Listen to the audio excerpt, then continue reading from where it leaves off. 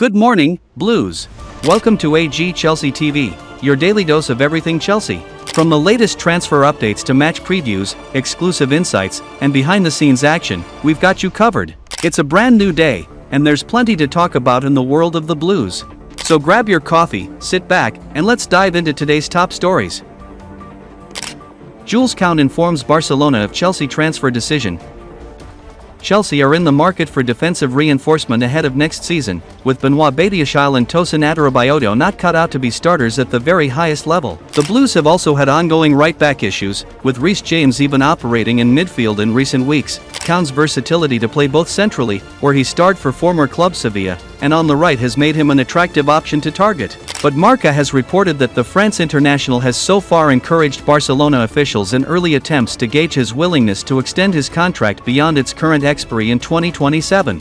Kounde wants to stay and has no intention of leaving Barcelona. The 26-year-old is yet to miss a game in any competition so far this season and has started the majority of his 45 appearances. He is said to feel important for Hansi Flick and is seen as a great fit in the dressing room. That all motivates Kounde to want to sign a new contract, for which early talks with Deco and the sporting department are considered to have been positive. Kounde's situation feels very different to that of vice-captain Ronald Araujo. The Uruguay international only recently signed a new Barcelona contract, but he has struggled to command a regular place since recovering from long-term injury, and an affordable release clause makes a summer exit extremely plausible should a club be willing to trigger the €65 million fee. Chelsea haven't really been linked with Araujo, although it feels like it could become a suitable option should they consider him a good fit and of sufficient quality to match their ambitions.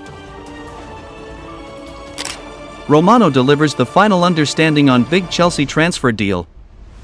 Transfer expert Fabrizio Romano has delivered what he calls the final understanding on one big Chelsea transfer deal this summer. Chelsea are going to be busy in the upcoming transfer window, and they will have a number of deals they will look to be pulling off, both outgoing and incoming. We have been hearing about a host of names that Chelsea could go for in the market again at the end of the season, and the name of Rafa Leo is one creeping back in again, with Chelsea being linked to him a number of times over the years. Chelsea of course have already completed the deals to sign two players from Sporting, with one of them arriving this summer and the other the following summer. Apparently, Chelsea felt pressure from other top clubs, so that's why they got the deals for Giovanni Quenda and Dario Asugo done early in some pre-deals. One situation that Chelsea will have to deal with as well will be what happens now with Joao Felix, who is currently on loan at AC Milan. As it does not look like they will be signing him now, Fabrizio Romano has put out his latest YouTube video and there is some updates on Felix. He says, "The final understanding is that AC Milan will not buy Joao Felix permanently from Chelsea, barring any last-minute surprises. Joao Felix will be back at Chelsea. Then they will decide whether to keep him or try to find a different solution. Maybe in Turkey or Saudi Arabia, or maybe some opportunity in Portugal with Benfica. We will see." Chelsea pays £75 million for Antoine Semenyo.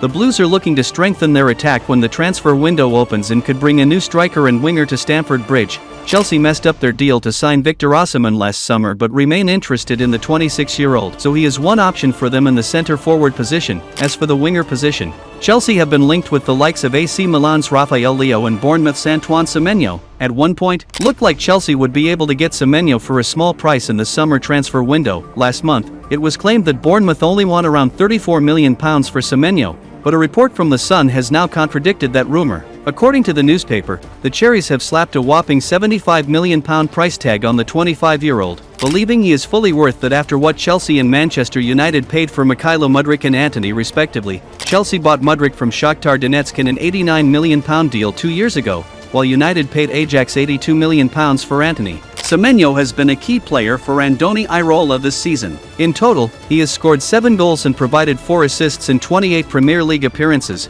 It is not a complete shock, then, to see Bournemouth slap such a huge price tag on Semenyo. A £75 million price tag may eventually scare Chelsea and other suitors off, but the Blues are set to head into the next transfer window with Semenyo high on their list. According to journalist Simon Phillips, Semenyo is a massive target for Chelsea this summer. With the futures of Mudryk, Jadon Sancho, and Noni Madueke all uncertain right now, Enzo Maresca could find himself in desperate need of a new wide man ahead of the 2025-26 season. Chelsea gems ready for Tottenham clash. A lot of eyes will be on which Chelsea players are regularly in training this week ahead of the huge Premier League clash with Tottenham. Enzo Maresca's side currently sit fourth in the league, however, have a fight on their hands to qualify for the Champions League for next season. The Blues have been handed the boost of Cole Palmer back training with the squad after missing the defeat to Arsenal, while Nicolas Jackson has trained with the squad too as he prepares for his first appearance since the start of February. With them closing in on a clean bill of health, there will be very few excuses for the Blues to not get back to winning ways after a rough few months of form. The injury woes have seen a number of young players called up to train with the fit members of the first team in recent months, with some even getting the chance to feature on match days. This has been the case for the likes of Shamara Muka and Jenis Asanchi have made their debuts, and 16-year-old Reggie Walsh has trained with the first team. Reggie Walsh was part of the group who were available for the second leg of the Conference League round of 16 second leg against Copenhagen, where he had the chance to become their youngest ever appearance maker in Europe. It seems the midfielder impressed in his time with the first team before because he has been spotted back amongst Maresca's players in training in the week leading up to the Tottenham game. Walsh was not the only teenager who was spotted amongst the big boys at Cobham despite nearly all of the international stars returning from representing their nations. Fellow 16-year-old Kizaram Azanwada was seen in the group too,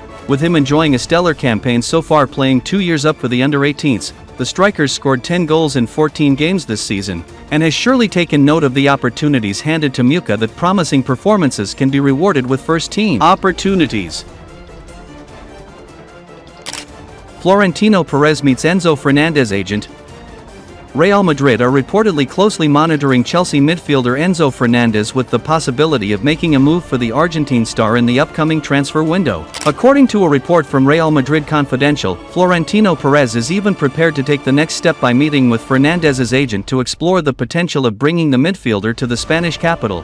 Fernandez has been on Real Madrid's radar for several years. Prior to his high-profile transfer to Chelsea from Benfica, the Spanish giants were among the clubs seriously considering him. However, the midfielder's asking price of €100 million was deemed too steep by Perez and the club's sporting directors. This figure ultimately deterred Real Madrid from making a bid, allowing Chelsea to swoop in with a significant financial package. Since moving to Stamford Bridge, Fernandez has established himself as one of Chelsea's key players. He signed a long-term contract with the Blues that runs until 2033, which makes him a key part of their future plans. Chelsea have made it clear that they have no intention of selling the 24-year-old anytime soon, despite growing speculation surrounding his future. Nevertheless, reports suggest that Real Madrid are still keen on the midfielder and could revisit the idea of signing him in the near future. Perez is reportedly willing to meet with Fernandez's agent to discuss the potential for a transfer. While Chelsea's position is unlikely to change in the short term, the mere suggestion of Real Madrid's interest could alter the situation,